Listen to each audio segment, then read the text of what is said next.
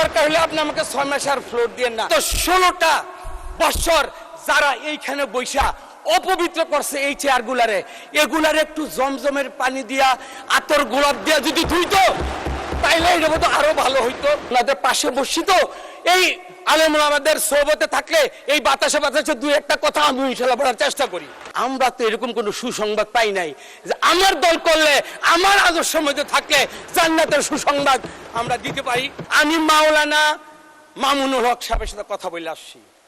আমার আমির মহোদয় উনি জিজ্ঞেস করতে পারেন, আমি নূর হোসেন নুরানির সাথে যে কথাগুলো বললো এই যদি আমার আদবার বরখেলাপ হয়, আমি কিন্তু ওনাদের কাছ থেকে কিন্তু তালিম নিয়ে কিন্তু এখানে ইনশাআল্লাহ কথা বলতে আসছি। ওই ফ্যাসিস্ট হাসিনাকে যখন বাংলাদেশ আসবে আমি আপনি সবাই কম বেশি ক্ষত বিক্ষত হব। কয়েকদিন আগে আমাদের এই যে জয়নাল ফারুক উনি কি বললেন, আমাদের চেয়ারের সাইজ আর ওজন নিয়ে উনি অনেক কথা কইলেন। জয়নাল ফারুক ভাই থাকলে আমার কথাটা খুব ভালো লাগতো বলতে। জয়নাল ফারুক মাননীয় সদস্য 2 মিনিটে শেষ করেন। একটু আমার আরেকটু মানে একটু সময় দেন প্লিজ। আপনি আপনাকে বলে দেই আপনাকে কেন আমি ভয় পাই। আমার এখানে ইকবাল সাহেব বসছিল, একদিন সময় বিধি চাইছিল, আপনি তারা বলছিলেন এইখান থেকে ওইখানে যাইতে 40 বছর লাগছে।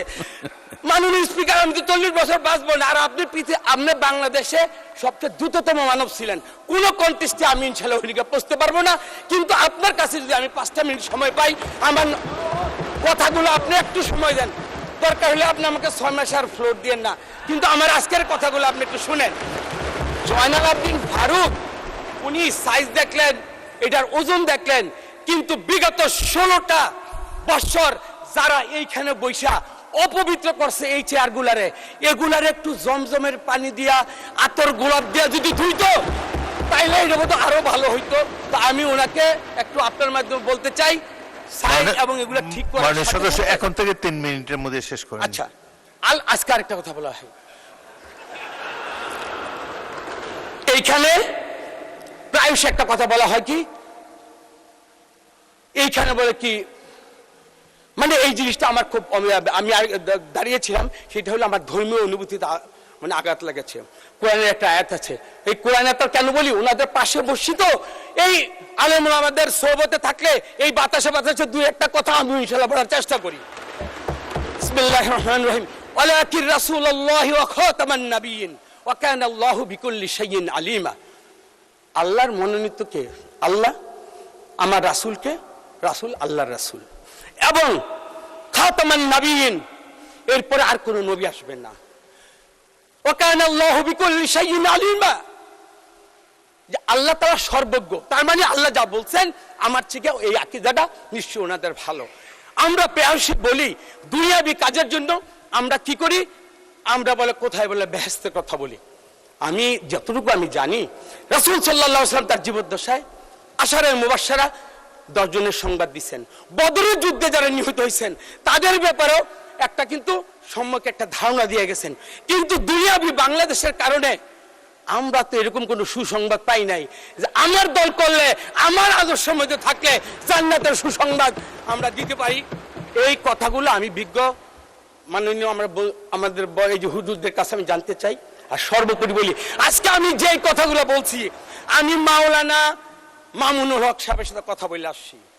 আমার আমির মহোদয় উনি জিজ্ঞেস করতে পারেন, আমি নূর হোসেন নুরানির সাথে যে কথাগুলো বললো এই যদি আমার আদবার বরখেলাপ হয়, আমি কিন্তু ওনাদের কাছ থেকে কিন্তু তালিম নিয়ে কিন্তু এখানে ইনশাআল্লাহ কথা বলতে আসছি। সুতরাং আমার যে সর্বশেষ কথাটা, আমরা একই পথে আমরা পথ চলতে চাই। বস্তুনিষ্ঠ সংবাদ, সত্যতা, পরস্পরের প্রতি সম্মান এবং সংসদের কার্যকরী করার জন্য আমাদের সবার মূল লক্ষ্য হওয়া উচিত এক এবং অভিন্ন। আমরা দেয়ালের ওপাশে আমরা ফ্যাসিস্ট হাসিনাকে দেখতে চাই। কোন ভিন্নতায়, কোন মত পার্থক্যের কারণে ওই ফ্যাসিস্ট হাসিনাকে যখন বাংলাদেশ আসবে আমি আপনি সবাই কম বেশি ক্ষত বিক্ষত হব। আমি মনে করি অন্যের সম্মান ক্ষুণ্ণতায় নিজের সম্মান কখনো বাড়ে না।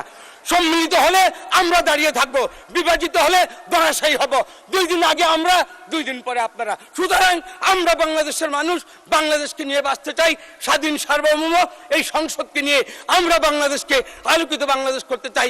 মাননীয় স্পিকার, আপনাকে ধন্যবাদ।